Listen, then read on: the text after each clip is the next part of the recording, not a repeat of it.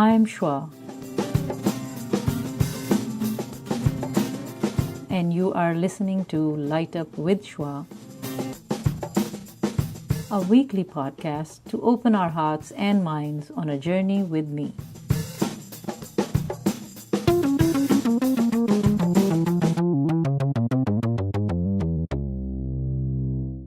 You are watching Light Up with Shwa.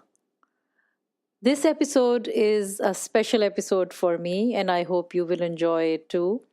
This is the 50th episode of Light Up with Shwa with my boys, Saaid and Raaid. I would really appreciate if you have subscribed to Light Up with Shwa and you have been sharing and listening, and you can find us on iTunes, TuneIn Radio, and YouTube channel, and the Groton channel. So without further ado, please, I would like to welcome my sons, Saaid and Raaid. Thank you to both of you for taking out time and being here. So please, let's start with the younger or the older one? Saaid came first. Okay. Saaid, can you start and introduce yourself, please? Yes, definitely. So my name is Saaid Haseeb. I am your son. Okay. And I am currently now starting my 5th year in a PhD program in biomedical engineering. What other details you normally like for us to mention? That's fine. Yeah. You are at... Where are you studying? Oh, yeah, I'm at Dartmouth. I'm at the Thayer School of Engineering at Dartmouth. I did my undergrad here as well, so I've been here for about 8 years. Okay. It's been nice being in one place for a long period of time. Okay. My interests are... that's it. I have a lot of interests. That's it. Okay. That's... All right. Let's Raaid, could you introduce yourself, please? Full name? Yep. I'm Raaid Najeeb Irshad. Saaid and my names differ by 3 letters. In English. I am a 24-year-old engineer/entrepreneur working as a first hire at my friend's startup, and the startup's called Stratum Analytics. We bring data science to real estate. I'm also a musician, and I think that should cover it for an intro. Yeah, definitely. So I hope they will be not too ruthless with me, because I am their mother and I'm questioning them, and they are not in my close vicinity, so I can't do anything to them. But I hope you will enjoy this conversation with my boys. It's been a pleasure to have them. So let's begin. So whoever wants to go first, you can decide, and maybe sometimes I'll ask one or the other. I'll point it out, unless you have a strong urge to say before one of you speaks. Anyways, how would you define parenting? Saaid. Okay. That's a great question, Shwa. Parenting is... Okay, if he takes too long... It's the process of very simply how you bring up your children, but it's really the detailed process of every aspect of their upbringing at all the different stages of their development. Okay. That continues as long as you're a parent, I think. Okay. Raaid, would you like to also address that question? Sure. What do you think, but what's parenting? Everything that falls under all the actions taken in the relationship between a parent and a child. Ooh. Okay. There's a contest going on. Who answers? Oh, this is better. Nah. Okay. So let's just dig in. Like, how was your childhood and teenage years? Raaid? I remember my childhood pretty fondly. Okay. I know we moved around a lot, and that didn't necessarily suit my personality type, but it helped me grow. And whenever I think about if I think childhood, I just have this vision pop up of like me riding my little bicycle in Saudi Arabia, like going towards like a basketball court or something to play with some friends, and I just remember it feeling endless and blissful. Okay. So definitely fondly remember childhood. Being a teenager, pretty similar for the most part in Groton. Like running through the woods, jumping into the river with friends. That's kind of the image I have in my head. Mm-hmm. Groton, Massachusetts, not Connecticut. Yes, not okay. Connecticut. Okay. All right, Saaid, Definitely not do you want to Connecticut. address? Very similar. Very, very fond. I mean, childhood, I usually describe the people as perfect as you can imagine, very loved and fulfilling, not just by our parents, but by extended family, by whatever circles we were in, other aunties and uncles. Overall, I mean, socially, I would say there were difficulties in Saudi Arabia somewhat, but in general, even there, we've always had good friends who we had good relationships with.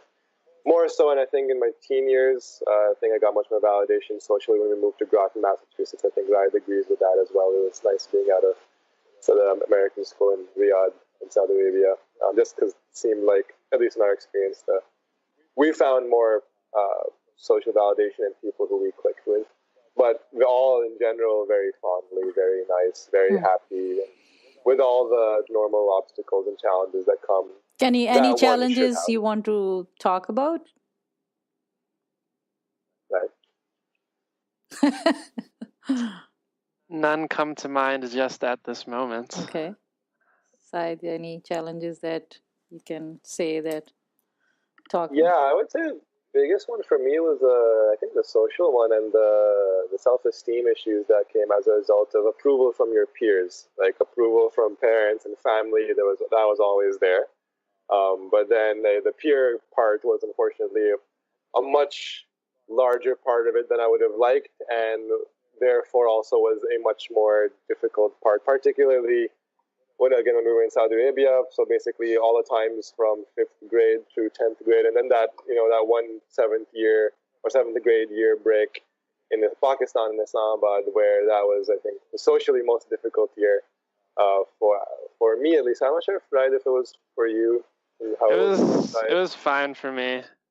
But for me, it was definitely the most difficult social year I've had, I think. Raaid was learning Urdu very intently, I guess, in Pakistan. We were there only for a year, so... Yeah. I'd echo that for my middle school experience. Peers were not that great. So what's the solution? Like, do you have any solutions? Like, what can one do if you're going through that? How are parents supposed to know, and how can parents help? Don't raise your kids to be terrible. Oh, for others, yeah, okay, yeah, that's right, and be empathetic to other kids, or do you think the parents knew that their kids were mean? Do you think the parents knew that their kids were mean to other children? Do you think that?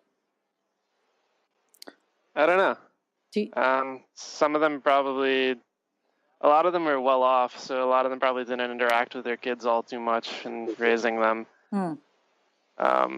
Is that a judgment? Yes. Ooh. Okay. But I think some of them probably learned some behaviors from watching their parents or whatever environment they grew up in. Or maybe they found a lack of something, had to express things in a certain way so as to react to the environment they were raised in. Yeah, because there are different studies, because not necessarily parents are bad, but it's just them being who they are sometimes. But I mean, parents do play a big role, and the environment. And maybe they were not interacting enough, as you said, with the parents. So, okay. To get attention, I guess. Finding attention. So not pay attention to your children so that you know what's going on? Yeah. So did you feel that your parents were paying attention to you? Yes. Okay. Like a nice balanced amount. Like I know I had some friends that their parents would be on their case about like, did you get your homework done every single night?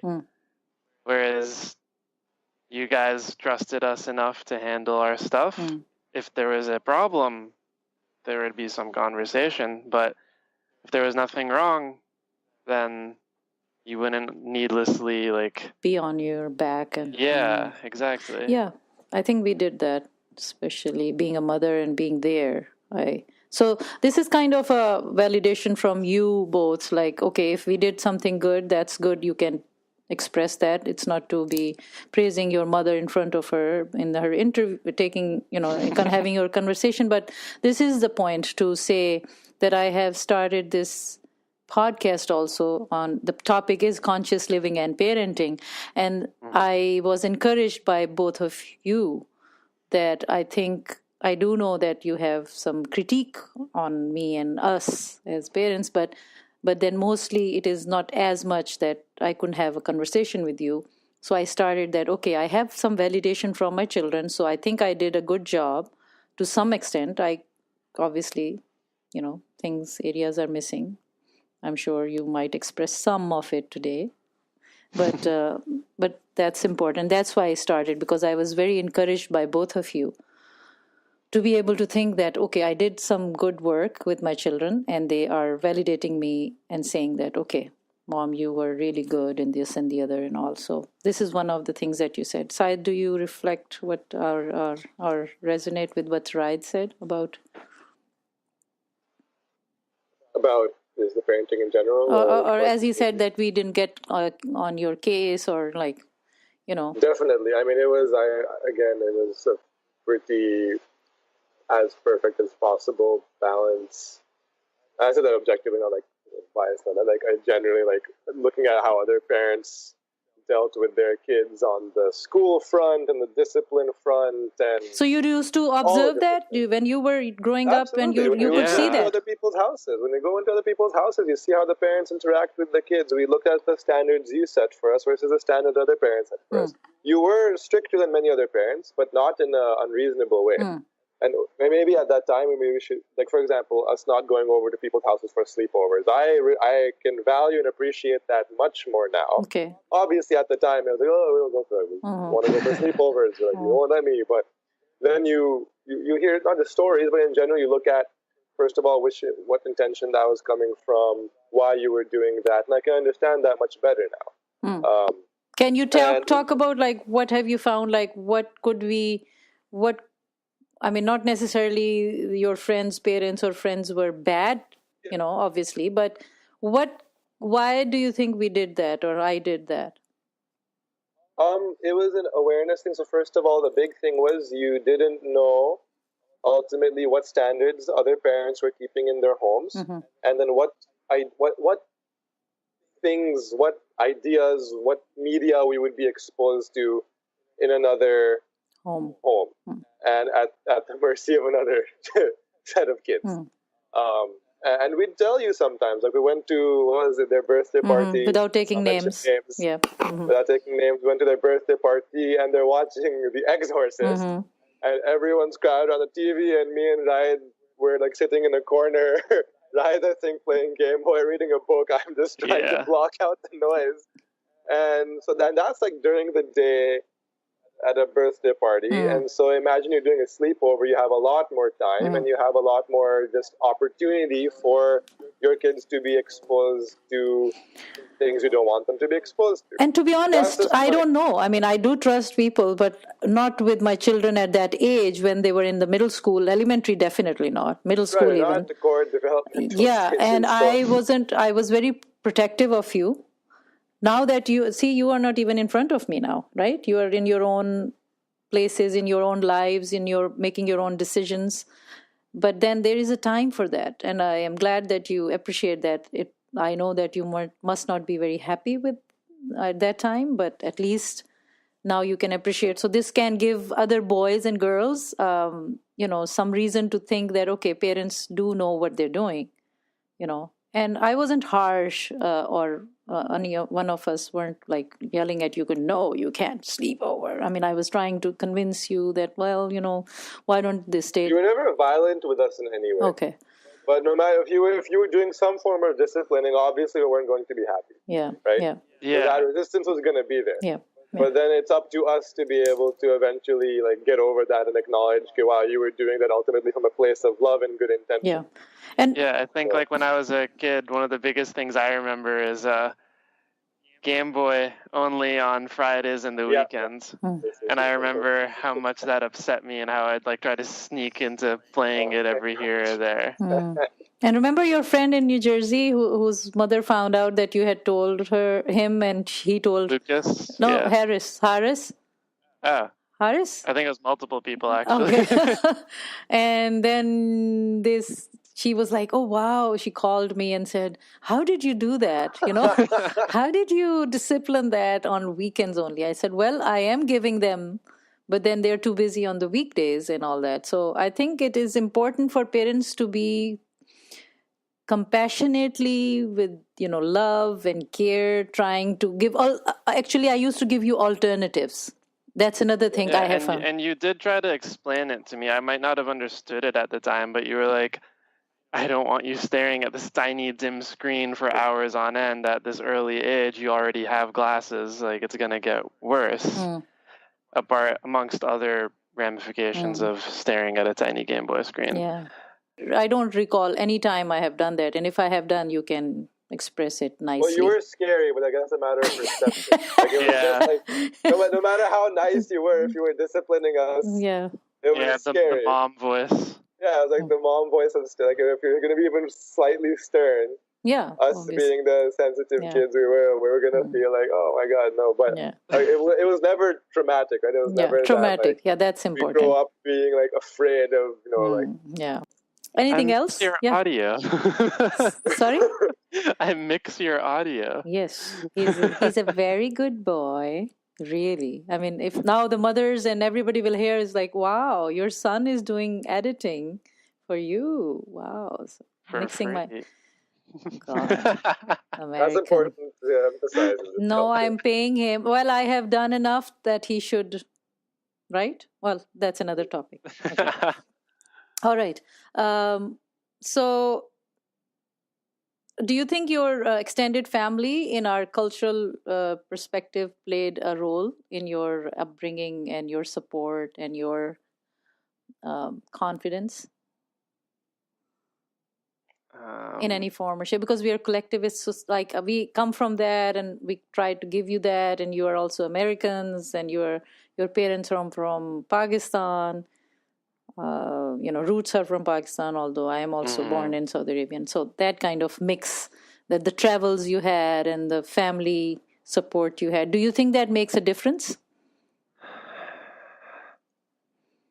Be nice. Saaid, you want to say, or Raaid? Raaid is ready to say. Okay, go ahead. So I know Saaid and I are both close to your youngest sister. Okay. Partially because of age. But I think she's been a pretty big factor in my growth overall. I would fight with her as a kid, but she's been a good person to have in life. Nice. She will be happy to hear from that.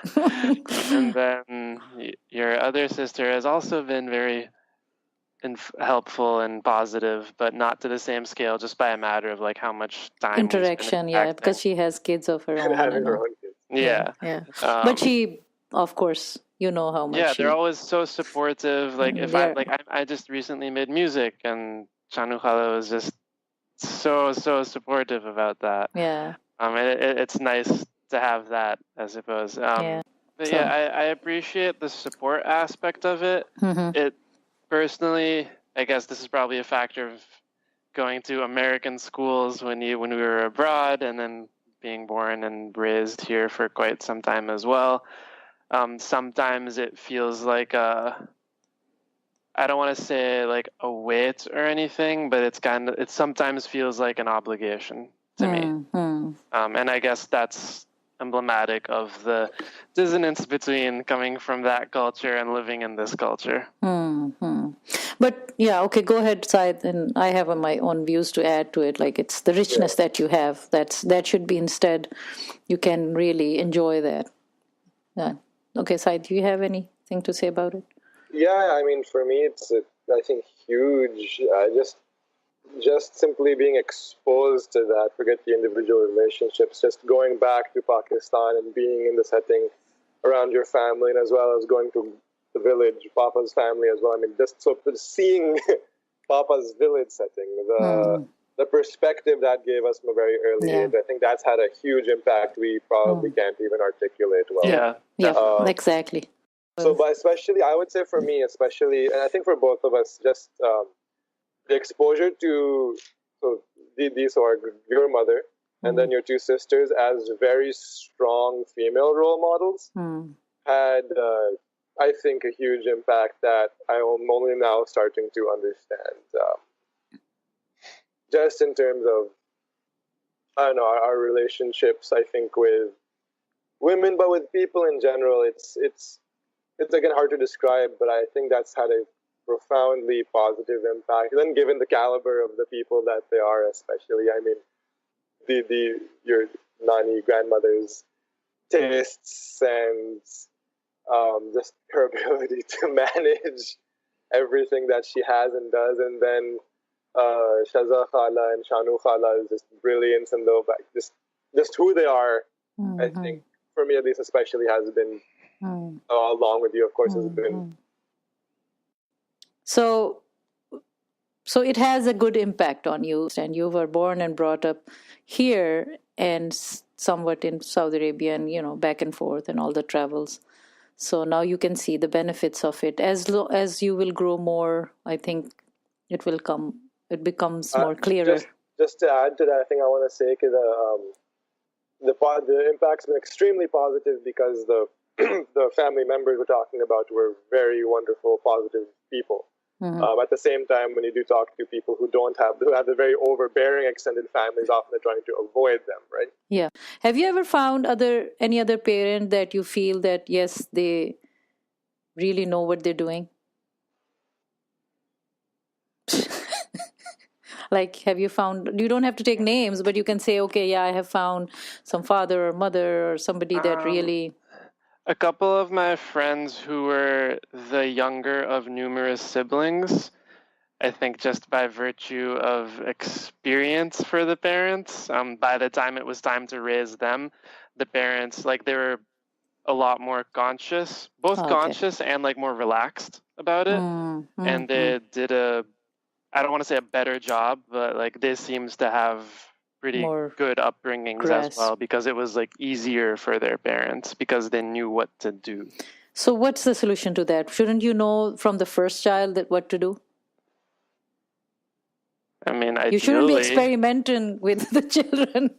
They're not they're human beings. Ideally, you know what you're doing. Yeah. Or at least have some sense of it. And I don't think you'd ever do it. No one's going to do it perfectly. Yeah.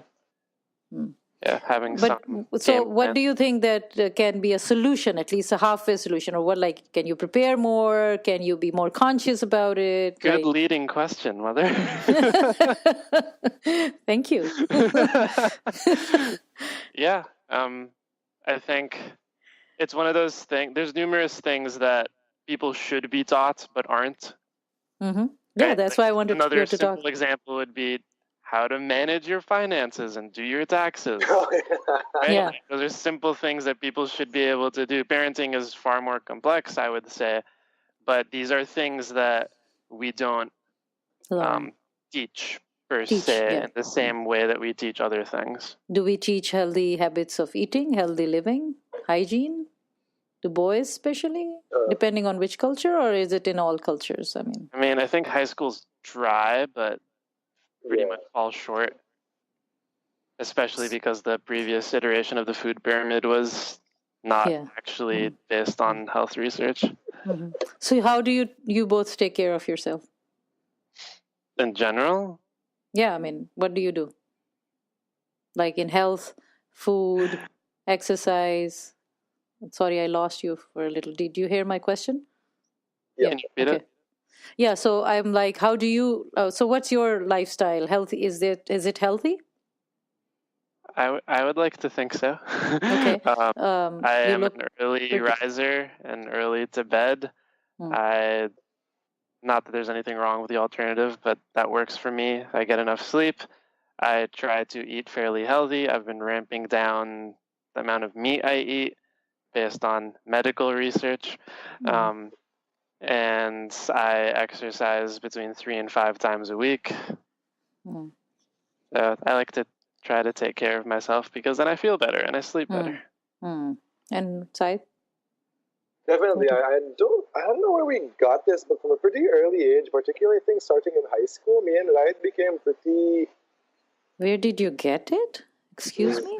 Well, obviously your influence was there, but more so in terms of like our drive for like we got really into exercise and working out and like healthy eating part was all you. So who put you in Taekwondo?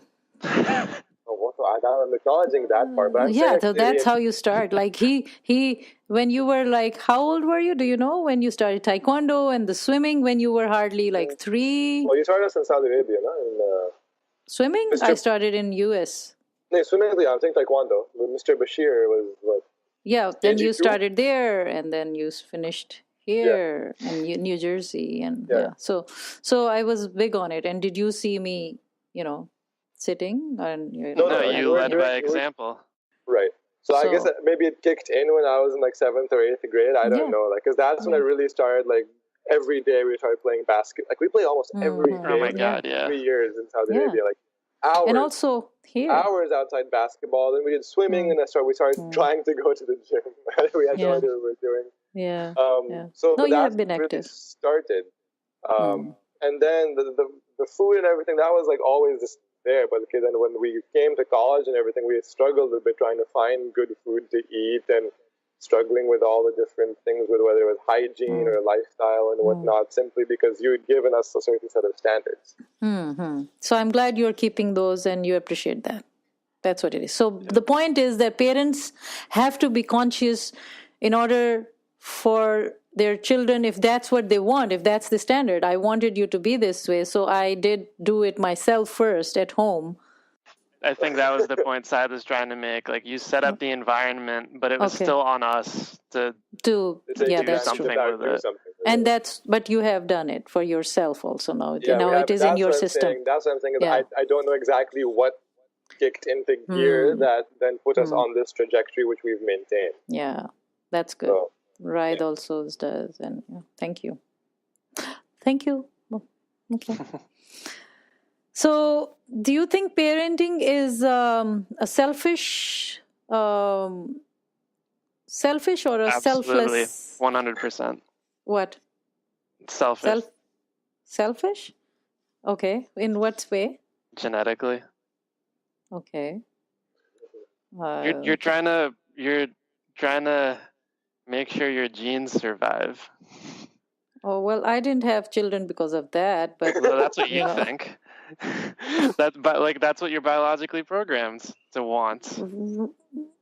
Yeah, that's true. The society's pressure, the marriage, and then you are supposed to have kids. But then I did prepare for my kids to some extent. I wasn't perfect, obviously. I realize it, that I could have done this or the other, but I was conscious before you guys were born. Then I was very conscious after you were born. Mm-hmm. And it was a whole long 2 decades of journey, almost. And so, Saaid, what do you think? Is it a selfless act or is it a selfish act? You are watching or listening to the special 50th episode with my sons Saaid, Haseeb and Raaid, Najeeb. This is the end of part 1, and the question I had asked was whether parenting is a selfless or a selfish act. You heard Raaid's reply in part 1. And now, to hear Saaid's reply, you will have to subscribe or listen to part 2 next week. So please, share this episode or any other episode, rate and review.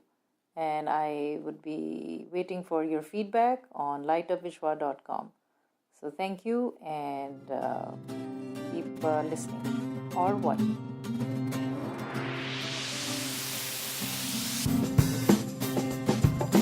Thank you for staying with me through this exciting episode.